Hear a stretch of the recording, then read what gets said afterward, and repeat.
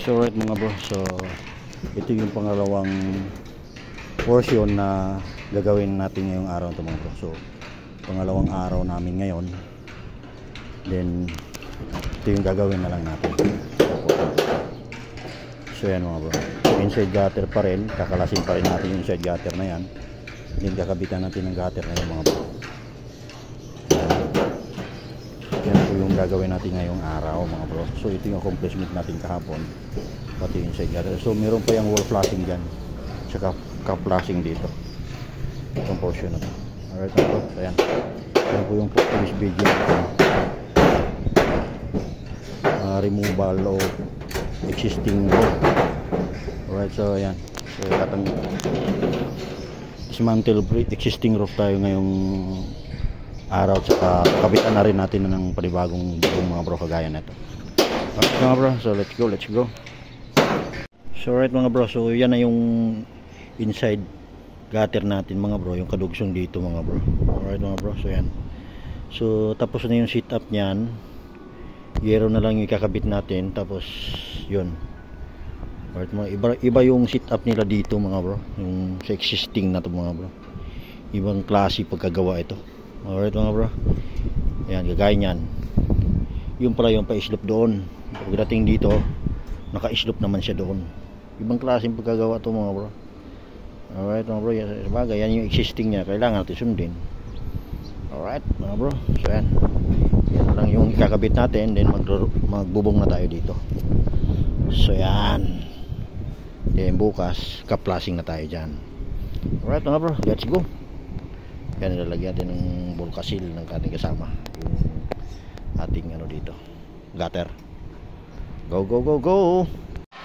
So right mga bro, so ongoing roofing works kami dito mga bro.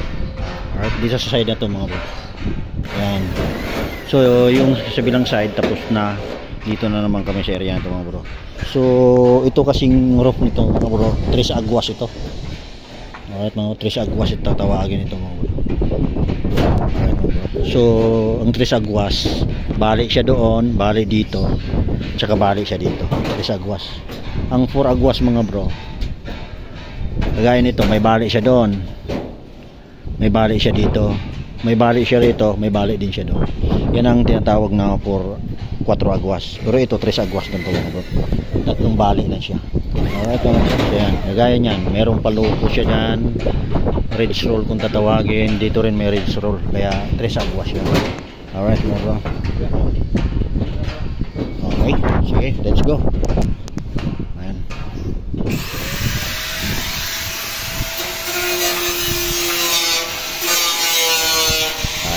So lahat ng gutter dito mga bro, puro stainless.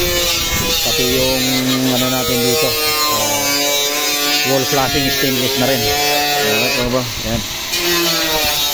Let's go. So yun mga bro, natapos na namin yung roofing works mga bro. So totally ka-flashing na lang, tsaka wall flashing ang ilalagay na lang dito mga bro.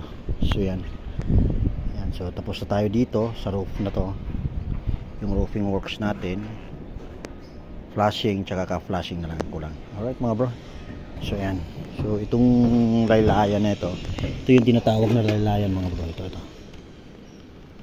yan, babatakan lang ng tansi ito, tapos kakatingin ng grinder. Alright mga bro, grinder rin para diretso siya tingnan. Yan.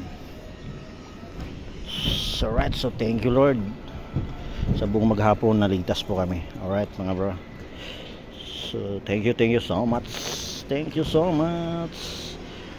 Hindi pa to totally 100% done.